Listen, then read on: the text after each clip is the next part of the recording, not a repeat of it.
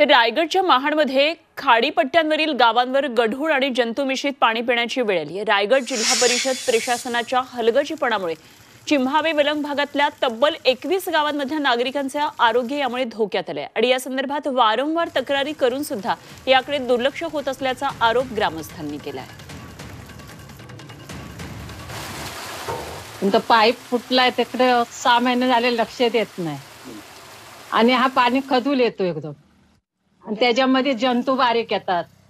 मग त्याच्यात आम्ही तो पाणी पिणार तर आम्हाला आजारपण येतो। मग आजारपण आल्यानंतर डॉक्टरी करणार किती आम्ही सारखे आज डॉक्टरी करून करून पण आम्ही आजारी पडताच लास्टला। मग त्याच्या पुढे आम्ही काय काढणार? एवढं दुर्लक्ष आहे की लोकांनी काय जिवंत राहायचं की नाही राहायचं। एक तर हा पाणी वाया जातोय, पुढच्या मे महिन्यात ह्या पाण्याचा लोकांना लई फटका बसणार आहे। कारण आता जर पाणी एवढं वाया जातोय तर पुढे मे महिन्यात हा पाणी पुरेसा होईल असा आम्हाला मोठी शंका आहे।